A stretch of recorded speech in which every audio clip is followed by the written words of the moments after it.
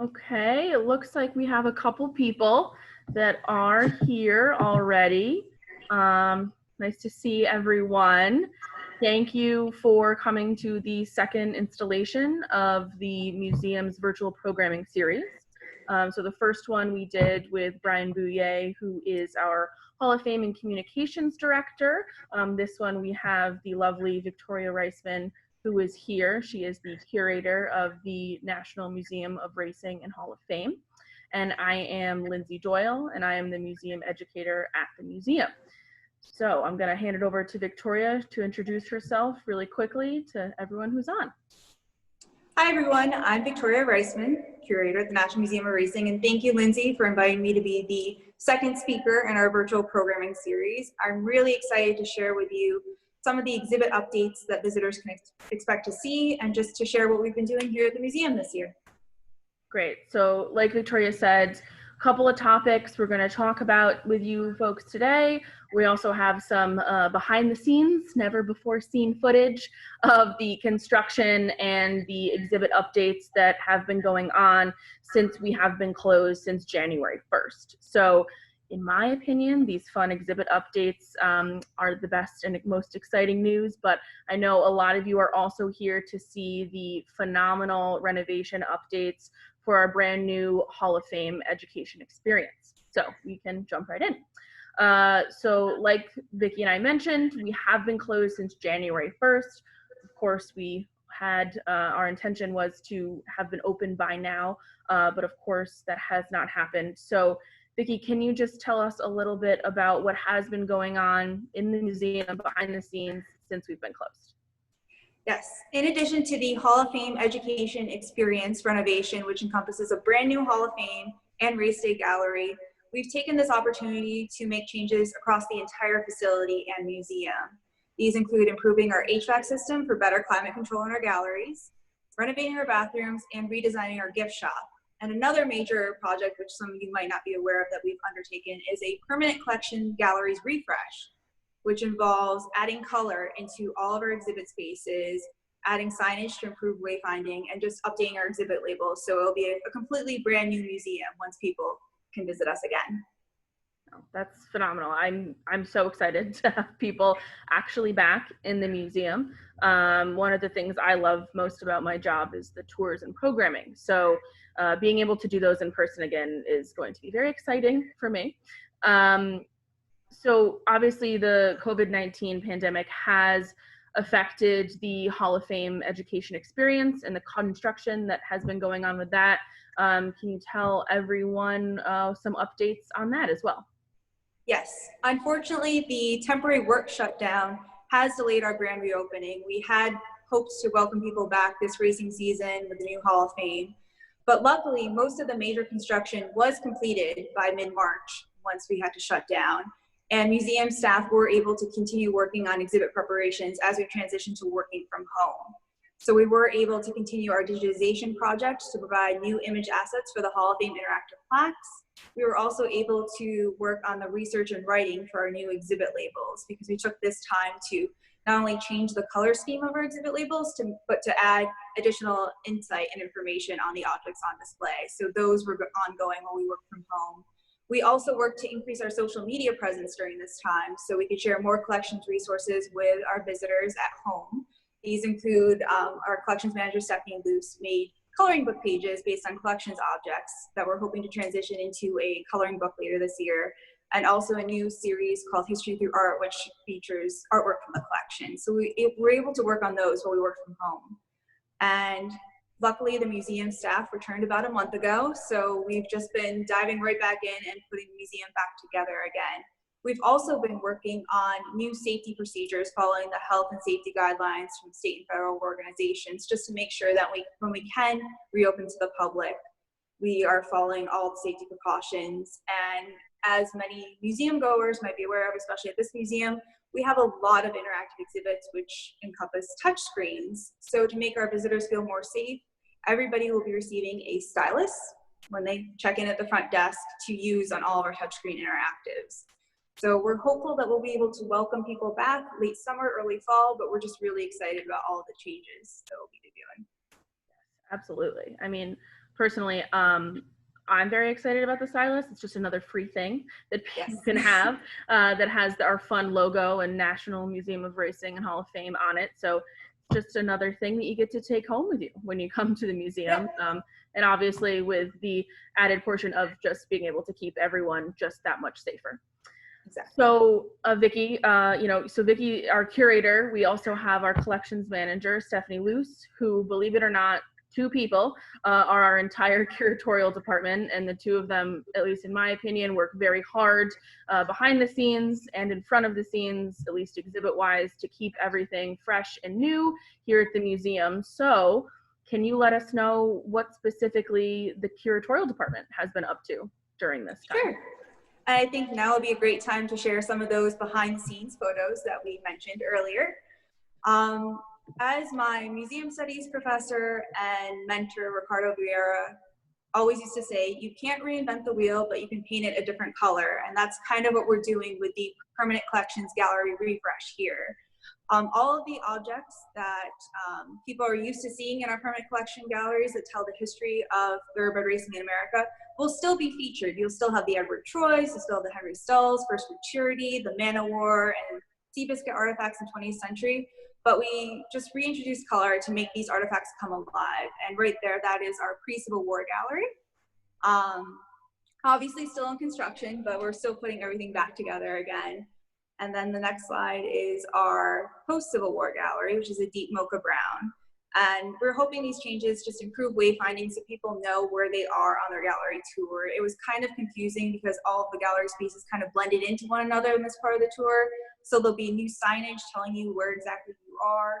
And then the last gallery is the 20th century gallery, which is that deep green color. And again, behind the scenes photos are still work in progress. We are working on all of the lighting starting next week. And we started printing and producing the exhibit labels that were created during the work from home period. So a lot of exciting changes going on there.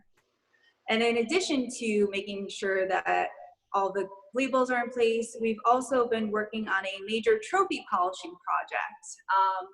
Here at the museum, we have a substantial trophy collection, and we always make sure we clean and polish the trophies before they go out on display. And part of our Permanent Collections Gallery Refresh project was to renovate the large trophy case that's in the front desk lobby area that greets visitors when they check in, which is the Paul Mellon Trophy Collection. And these are just some before and after photos to share with you. That is the 1968 Stars and Stripes Handicap Trophy won by Hall of Fame horse Fort Marcy, and the left is the before and right is after. So it looks much better after going through the multiple stage process of trophy polishing. We were fortunate to have our friends from Williamstown Art Conservation Center come to the museum last year to give us a refresher course on the trophy polishing procedure and the correct way to make sure that we're preserving these artifacts for years to come. And a fun fact about trophy polishing, which some of you with horses might find interesting, the first step in cleaning a trophy is to make sure you wash it first, to make sure any surface grime or dirt is removed before you get to the polishing stage. And we wash our trophies with a dilute solution of Orvis paste, which is used as horse shampoo and also to wash quilts, which is just, it has many uses, Orvis paste. But we're excited to have those trophies looking their best once we can welcome people back. That's great. I mean, I know I was someone who was a part of that trophy polishing seminar last year, and I definitely assumed that they're metal, it's going to be easy, it doesn't matter, and that definitely was a full 8-hour experience. So when you say polishing trophies, it is definitely more complicated than it sounds, which is evidenced by just the sheer amount that you and Stephanie were able to complete at this time. I believe this is a picture of the majority of what you have finished so far? Yes, those are the majority of the Mellon trophies that will be featured behind the front desk. So it's the very first exhibit that visitors encounter. That's phenomenal. And there was a quick question that we got, and it is Orvis paste that we use as the soap. So just to let you know. There you go. All right.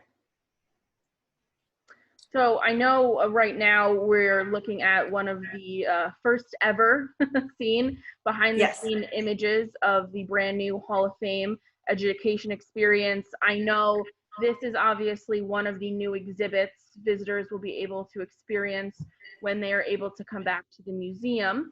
Do you want to tell people a little bit about this and then perhaps some of the other new exhibits that they'll be able to see? Yes, so the major project that we're working on is the Hall of Fame Education Experience, and this is a first look at that reveal portion that happens at the end of the movie, where the Hall of Fame comes to life and visitors will be surrounded by images of all of our Hall of Fame members, equine and human, before they're able to interact with our new digital plaques. We're really excited about this project and also the ability to update our Hall of Fame plaques. This new interactive format allows us to update stats for our active members, because we are kind of in a unique situation as a Hall of Fame where some of our human members are still active in the sport. So for example, Mike Smith, he was inducted into the Hall of Fame as the class of 2003, but 15 years later, he won the Triple Crown, which wasn't mentioned on his original plaque. So we can add those facts in real time. And we can also add multimedia assets, including videos and photos, just to make their Hall of Fame stories come to life. And we've been working hard on digitizing a lot of photographs from our collection, some that have never been exhibited or seen before. And right now we have over 2,100 images added to this Hall of Fame plaque. So we're really excited to share that with everyone and have them dive into the Hall of Fame stories. I mean, that's absolutely phenomenal. Believe it or not, to everyone on this, you know, these are some of the images that, you know, some of the staff is able to see for the first time as well. So it's clearly coming along very nicely. As someone who does lead a lot of tours at the museum, I really like the fact that these are going to be able to be continuously updated. And so that's a little less information that I guess I have to memorize. So that's very good news for me as well. And I know that there have been updates to the Race Day Gallery as well, which is located outside of the Hall of Fame. Yes, this is another major renovation here at the museum. The Race Day Gallery has always taken a visitor through the Race Day experience. The previous version had a lot of static mannequin displays, and this new design will allow us to exhibit more artifacts in the collection. The photo that you're seeing right now is a sneak peek of our new Greg Montgomery window mural that is part of the track section. So the Race Day Gallery takes you from the paddock to the track to the winner's circle. And in the track section, there will be display cases that will allow us to showcase some paper ephemera artifacts from our collection, programs, admission badges, just highlighting tracks from coast to coast, because we are a national museum. So we're just excited to be able to exhibit more artifacts about the whole Race Day experience, including some that relate to the call of a race, both the call to the post and the race caller. All right, I mean, that's very interesting. What other sorts of exhibits are going to be new this year for people to experience? Yes, also part of the Hall of Fame Education Experience, we don't have any sneak peek photos to show you because they are under construction and currently being installed and finished, but we have the Contemporary Racing Gallery will be transformed into the Jockey Club Gallery. So this is the gallery space between the 20th Century Gallery leading into the Race Day and Hall of Fame wing. And the Jockey Club Gallery will exhibit artifacts and also have 2 touchscreen interactives that will feature more archival documents from the history of the Jockey Club and its contribution to the sport of thoroughbred racing in America, including some copies of full certificates of some famous horses and Hall of Fame members, and also some full photos that were submitted at the time of registration. So essentially some Hall of Fame horse baby photos will be included in this interactive, and a lot of other content that's just going to be phenomenal for visitors to explore and experience. And who doesn't love a good baby photo? I know. And actually, I'm trying to come up with, you know, education matching games is the first thing that popped into my head about that. So maybe in the future. Okay. Yes. And we'll also have in the Race Day Gallery, one of our more popular interactive exhibits was the Breeders' Cup race footage archive, and that will now be in the lobby as a new Champions of Racing exhibit, which will still have an interactive race footage archive, but would also have an interactive relating to Eclipse Award history. So we're excited to debut that as well as part of the Hall of Fame Education Experience project. And we did have a quick question just about this image right here. I did respond in the chat, but yes, whoever asked, you are correct. This is looking into the courtyard. So Yes. clearly you are very knowledgeable about the inside of the museum. And that is exactly what you're looking at right there. So nicely done. Yep. And in addition to the Hall of Fame Education Experience projects, we do have a few new exhibits that will be debuting once we can reopen to the public, starting off with our second annual photo finish jury photography exhibition. And this is a photo from the first exhibition, but we're just really excited to bring this exhibition program back. It was kind of a re-energized program from the early 2000s where local people could submit photographs that were juried and selected for exhibition, but with this photo finish exhibition program, we opened it up nationwide, and we're getting more responses each year. We broke our first year record, and this year we had 183 photographs by 94 photographers from 23 states and 2 Canadian provinces. We're still hoping that we'll eventually get participation for all 50 states, but we keep getting more submissions, which makes it a more difficult job for our jurors each year. 45 photographs were selected for exhibition in person on site at the museum in the Von Stadi Gallery, and 26 additional photographs will be included in an online exhibition once our new museum website is ready to go. So the selected photographs come from 19 states and 1 Canadian province, so still a fantastic spectrum of participants. That's absolutely phenomenal. And talk about, you know, the spread across the country that we have. I know one of the things that we love about working at this museum is that it is a national museum and it represents the entire sport of thoroughbred racing across the country. So to have that many submissions across the country and also a few from Canada as well that's phenomenal, and clearly shows, you know, hey, you're doing your job well if you can get that many to come in. So great job there. And the best part of photo finish is the only requirement is that the images must relate to the sport of thoroughbred racing in America. So you really get people to interpret the theme. We have a lot of behind the scenes photos in this year's selections of barriers, backstretch scenes, horses in retirement. And there's actually one of Wise Dan who just was elected to the Hall of Fame this year. So it's just a little coincidence there, but it's great to see how people interpret the theme and how they capture the sport with their cameras. Absolutely. I'm sure that makes the final exhibit just that much more interesting as well, yes, to see how various people, 19 or 20 of them, interpret that theme in the sport as a whole. That's yes, phenomenal. And in addition to photo finish, we will have a new exhibit in our link gallery, which is the first gallery that visitors encounter after leaving the front desk and walking up the stairs.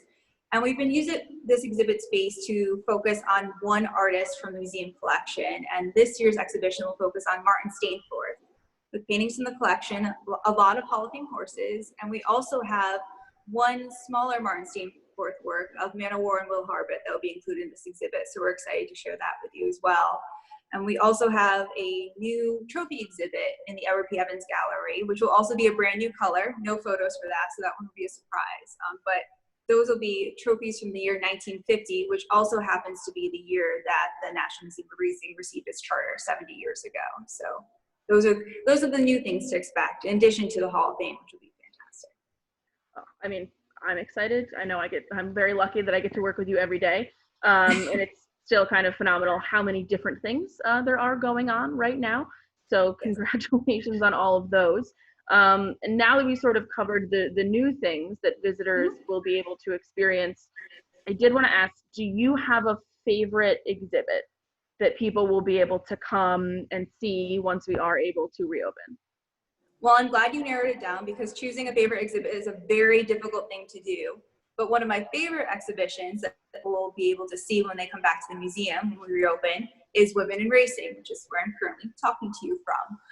I absolutely loved working on this exhibition, just being able to share the stories of the pioneers and trailblazers of the sports, and also get to hear directly from them and find out their experiences. I was fortunate to be able to talk to Diane Crump, Julie Crone, Barbara Jo Rubin, and it was just an incredible experience. And just sharing the stories of all these women who just fought to do what they love was just fantastic.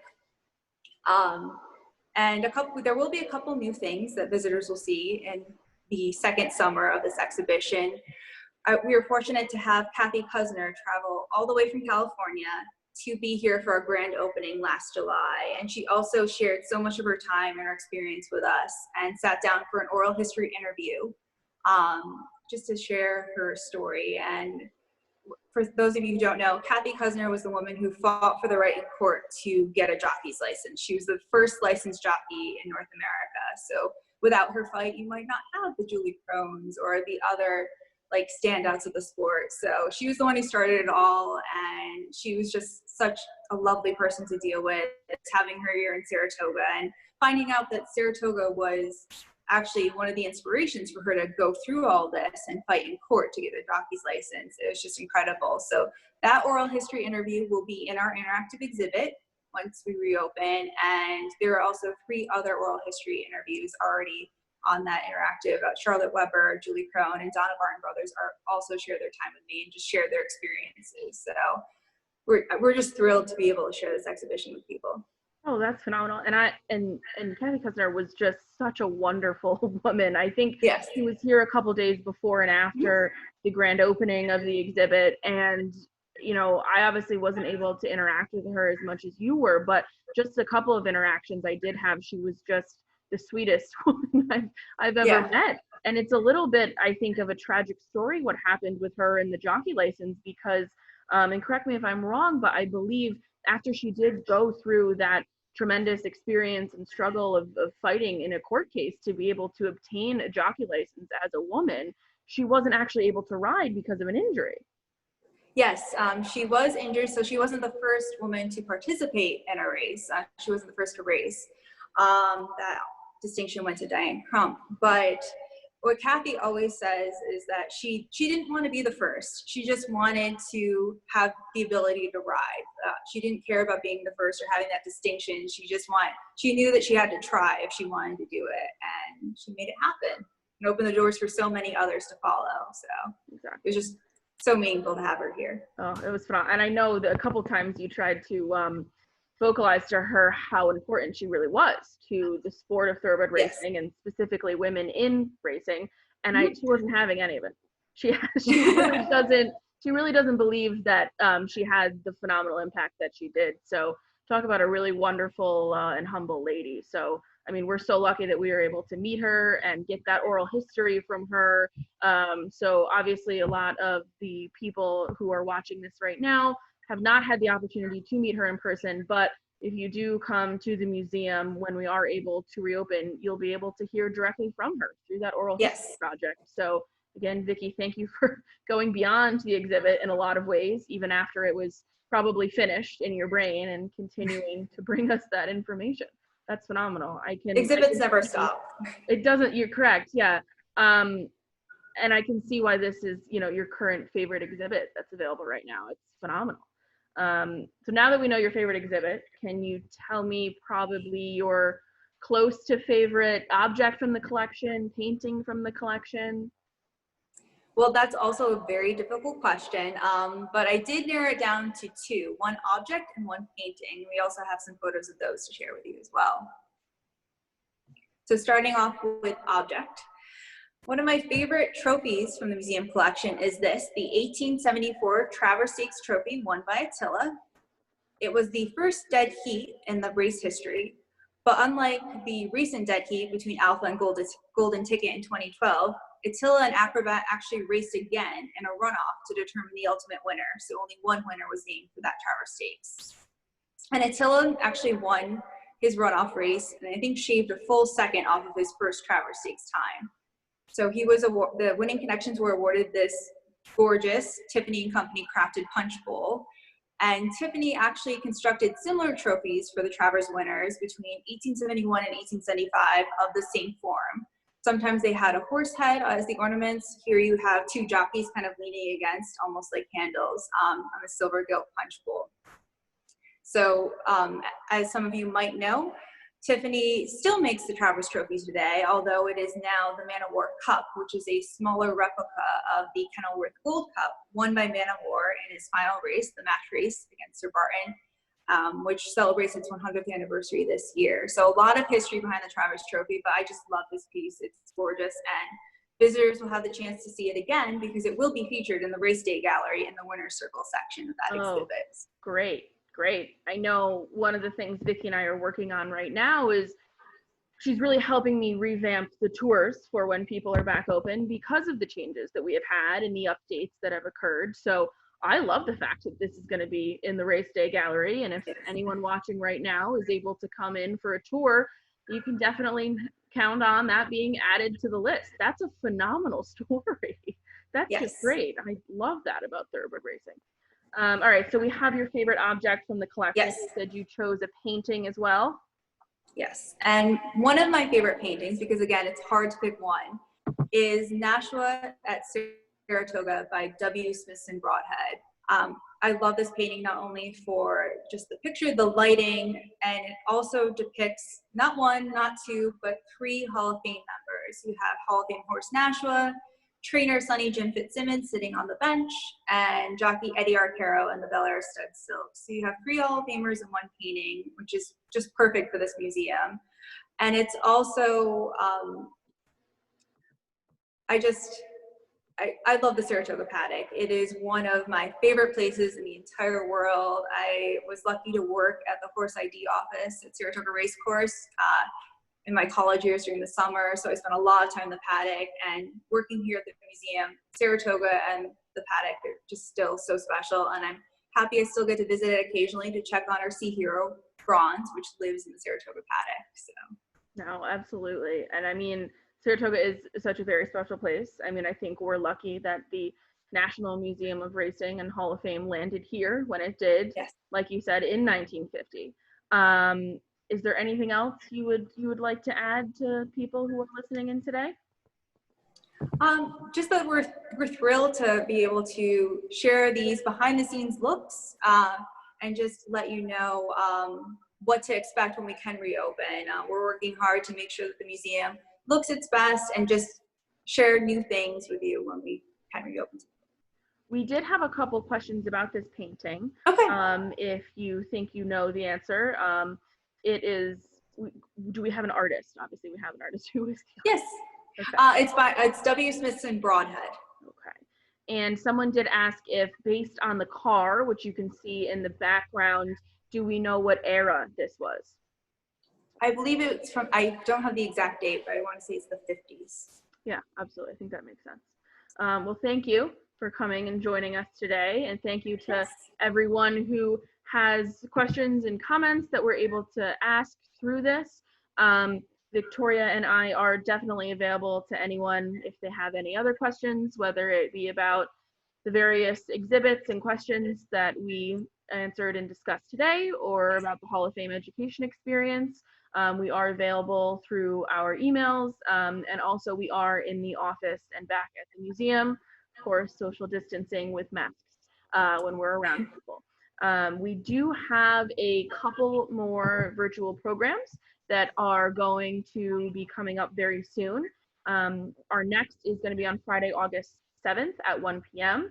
That's going to be our Travers preview. That will be led by Brian Bouguet, who is the Hall of Fame and Communications Director here at the museum. Brian was the gentleman who led our first virtual program just last week about the beginning of the Saratoga meet.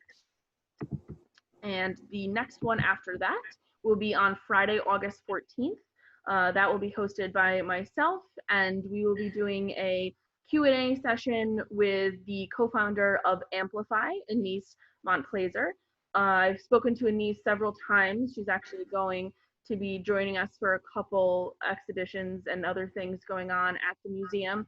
Anise was a graduate of Godolphin Flying Start program, and she started Amplify as a resource for people who are looking to get into the thoroughbred industry. So they have all sorts of resources between college programs, technical programs, and anything else. So if you are interested in learning more about Amplify or anything to do with getting jobs and careers in the thoroughbred racing industry, definitely tune in on Friday, August 14th for that one as well.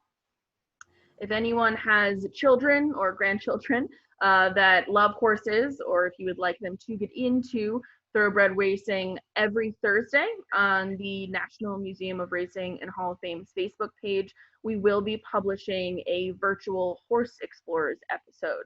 So those will be continuing throughout the meet, and you can look for those pre-recorded virtual programs on Thursdays. And Vicki, is there anything else that you can think of? I know we have a couple questions coming in and we have a few minutes, so we can definitely try and answer those if possible. Okay. All right, well, Fanny missed last week's virtual event and asked if it was recorded. Yes, it was. It was recorded, and our wonderful Maureen Mahoney has posted that on the museum's Facebook page. So if you are able to access Facebook, it is on there for you to watch. If you are not able to, you can go ahead and send me an email. My email is part of the Zoom registration that you received, and I can send that directly to you. Okay, we have a couple more questions. Tammy would like to know what your favorite book is in the collection. I'm not sure how under the curator preview that is. I actually do our library for multiple research projects, and this isn't technically a book, but it is, I guess it would fall into that category. We are lucky to have a number of volumes of the book registers from Faraway Farm. Visitors would sign as they did in Man of War and retirement, and you can see where we're from. Some traveled from Ireland to visit and just stop by to visit Man of War in Kentucky. We're fortunate to have those, and I believe there's a select number of them are still on display in 20th Century Gallery. So that's my favorite book in the collection, a guest book, fans of Man of War. That's phenomenal. The wonderful and fan favorite Tom Durkin is also watching this right now with us, and Tom wanted to let us know that the car in the background of that painting is a 57 Chevy Bel Air. So now everyone knows that. That is good to know. I'm not sure exactly if there's anything Tom doesn't know. So he really is coming in clutch with that answer there. We had a couple other questions about Brian's program. Yes, that is recorded on Facebook, as we said. Feel free to reach out if you can't access that, and we will definitely get it to you. All right, I think that is all of the questions that I can see here. Oh, we did have a follow-up. Do you know how many books we have currently in the library? That is obviously where I am sitting, but I don't have the answer. Vicki May? I don't have that number off the top of my head.